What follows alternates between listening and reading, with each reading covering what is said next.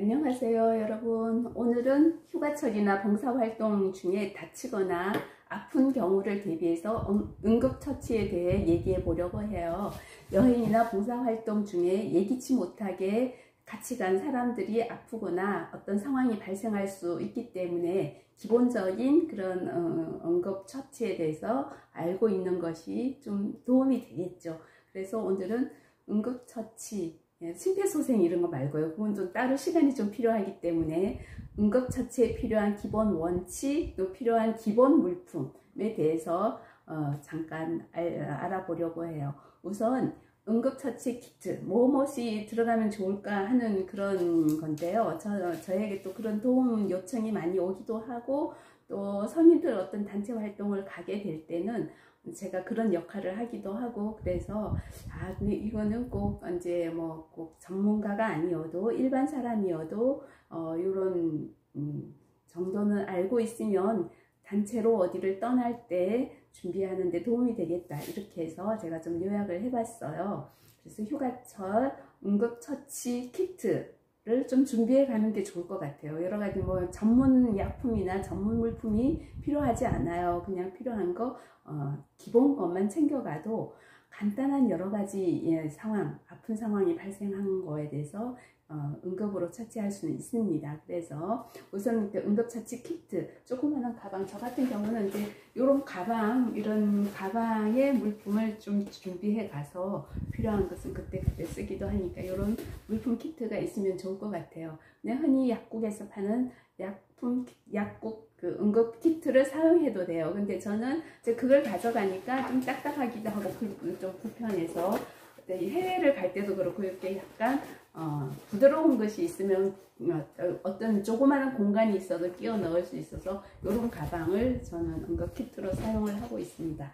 그래서 우선 가장 많이 이제 필요한 것이 약간 작은 상처, 그래서 밴드나 거즈 같은 게 필요해요. 그래서 일회용 밴드, 데일 밴드 같은 일회용 밴드나 거즈 몇 개 이렇게 필요한 게 필요할 것 같고요. 테이프 하나 정도 있으면 좋을 것 같아요. 그리고 소독약은 이제 뭐 알코올 소독약을 해도 좋고, 그냥 시중에 나오는 뭐 이런 상처 치료제 소독약, 이런 거 상처 살균 뭐 이런 치료제나 과산화수소, 요 정도는 준비하면 좋을 것 같습니다. 그 다음에 항생제 연고는 후시딘 연고, 흔히 우리 집에서 많이 쓰잖아요. 후시딘 연고는 항생제가 함유되어 있어요. 그래서 후시딘 연고 뭐 편하게 쓸 수 있으면 후시딘 연고 같은 거 준비하면 좋을 것 같아요.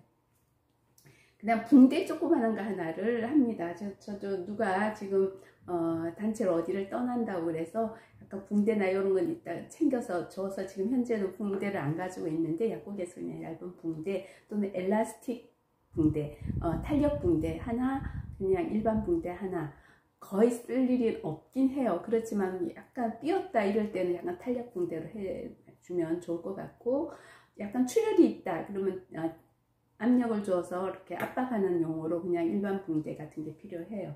일단 핀셋하고 가위, 핀셋이나 가위 등은, 가위는 뭐 다른 가위 있으면 써도 되지만 그래도 이 구급 키트에 그냥 가위가 같이 있으면 좋을 것 같으니까 가위와 핀셋은 있으면 좋고, 만약에 해외로 여행을 떠나는데 무게를 줄이고 싶다 이러면 사실은 핀셋 가위는 없어도 될 것 같고, 가위는 뭐 그때그때 필요한 걸로 대체해서 사용할 때 그 장소에 있을 것 같으니까 핀셋 정도는 소독을 할 때는 사실은 뭐 다른 걸 하기보다는 핀셋 정도는 작으니까 핀셋 정도는 가져가셔도 좋을 것 같습니다. 그 다음에 약으로는 소화제, 그 다음에 설사, 치사제, 그 다음에 해열제가 기본적으로 있으면 좋겠더라고요. 해열제를 많이 찾게, 열이 나는데 이게 뭐 큰 질병은 아닌 것 같고 감기 정도다 이러면 해열제가 좋을 것 같고, 진통제, 머리 아프다, 두통, 뭐 또 어디가 아프다 할 때 그런 진통제, 이 정도만 있으면 기본적으로 저는 사실 12박 14, 5일 뭐 이런 거 떠날 때도 요 정도 준비해 가서 했어요. 그런데 같이 가는 사람이 한 뭐 30명 정도 많다 이러면 용량을 좀, 해열제 같은 거는 이 사람이 돌아가면서 열이 나다 보니까 해열제 같은 건 좀 많이 필요할 것 같고, 그게 그렇게 크게 다친 받거나 이렇게 많이 필요하지는 않은 것 같아요. 이 정도면 될 것 같습니다. 그러면 어떤 일이 제일 많았냐 하면 사실 저의 경험으로는 소화 안 된다, 거북하다, 열이 난다 이 정도예요. 그러니까 이제 해열제 같은 건 거기 약품 설명서가 다 있으니까 이게 성인은 500mg 하나씩 먹어라 그 지시대로 그냥 하면 될 것 같고요. 근데 가끔 이제 상처, 찰과상 어디 넘어졌는데 이렇게 했다든지 어린이들이 이제 찰과상이나 작은 상처 많이 있게 되죠. 그럴 때는 사실은 뭐 소독약을 빨리 구할 수 없으면 물로 그냥 씻어내도 돼요. 물로 깨끗하게 씻어내고 밴드로 그냥 붙여줘도 되고, 옆에 이제 소독액이 같이 있다, 키트를 바로 옆에 가지고 있다 그러면 소독액으로 상처 부위를 깨끗이 씻어내고 밴드, 소독된 밴드 같은 걸로 덮어줘서 반창고로 봉하면 될 것 같습니다. 그런데 이제 깊은 상처, 출혈이 멈추지 않은, 출혈이 좀 많은 깊은 상처다, 칼이 베일 수도 있잖아요. 그럴 때는 일단 지혈을 하기 위해서 압박을 하는 것이 필요해요.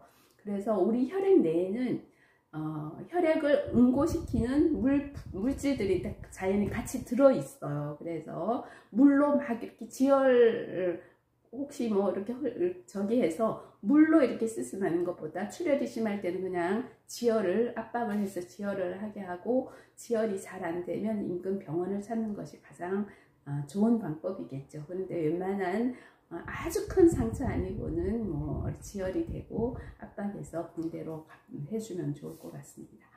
그 다음에 타박상이 제일 많은데요. 이제 넘어졌는데 멍이 든다든지 아프다든지 이럴 경우에 이 타박상이 병원까지 가야 되는지 아니면 어느 일정 정도 좀 그냥 여행이나 이걸 봉사활동을 지속한 다음에 병원을 가도 되는지 이제 그런 구분이 안 될 때가 있겠죠. 타박상이 부딪혔어, 넘어졌어. 그런데 전혀 움직이지 못하고 통증이 너무 심하다 이러면 이제 골절을 의심해야 되니까, 골절이 의심된다 이러면 움직이지 않게 하고 병원으로 빨리 이송하는 것이 필요하고요. 넘어졌다 아니면 뼈었다 하는데 해보니까 그렇게 통증이 심하지 않다 이러면 골절이나 뼈에 이상이 있는 건 아니라고 판단할 수 있으니까, 그럴 때는 압박붕대나 이런 걸로, 탄력붕대나 이런 걸로 해서 해주면 좋을 것 같아요. 근데 정말 이제 뭐 움직이는데 그렇게 큰 통증이 없어, 타박상이야, 그게 확실하게 생각이 들면 얼음찜질부터 해서 약간의 통증을 가라앉혀 주는 것이 좋겠습니다. 그럼 뼈거나 타박상 또는 뼈서 아프다고 하고 그게 관절 부위가 약간 부어요. 그럴 때는 얼음찜질을 할까요? 더운 물찜질을 할까요? 그러니까 처음에는 일단 다친 초기에는 얼음찜질을 하는 것이 좋겠습니다. 얼음찜질을 해서 통증도 가라앉히고, 혹시 있을 그 만약에 염증이 같이 생기기 시작한다면 더운 물을 해주면 염증이 빨리 더 커지니까 찬물찜질을 해주는 게 좋을 것 같아요. 당연히 이제 골절이라고 생각이 들면 이거는 움직이지 않도록 뭔가 그 옆에 있는 어떤 뭐 골판지나 뭐 상자나 이런 걸 이용해서 그 다친 부위를 고정을 시키고, 부목처럼 해서 고정을 시키고 안정시킨 후에 병원으로 가야 되겠죠. 그 다음에 흔하게 이제 우리가 시골이나 봉사활동 이런 데 갔을 때 벌레에 물리는 경우가 많아요. 벌레에 물린 경우도 우리 현재는 뭐 벌레에 물리는데 바르는 이런 약들이 많이 나오니까, 또는 벌레 물리지 않도록 미리 예방하는 약도 많이 나오니까 그런 약을 준비해 가서 약을 사용하면 좋을 것 같고요. 그런데 벌레에 이미 물렸다 이러면 물린 부위를 비누물로 씻고 아까 얘기한 것처럼 찬물찜질, 얼음물찜질을 해서 부기를 좀 가라앉혀 주는 것이 필요할 것 같습니다. 그런데 이 벌레가 뭐 뱀이다 또는 벌이다 이럴 때는 우리가 그런 독소를 예상할 수 있잖아요. 그럴 때는 빨리 병원으로 가야 되겠죠. 그 정도로 하면, 그 정도 선에서 일단 뭐 봉사활동 갔다 여행 갔다 할 때는 그 정도 선이 가장 많이 일어나는 응급 상황인 것 같아요. 더 크게 응급 상황이 벌어지면 어쩔 수 없이 인근의 병원을 찾아야 되겠죠.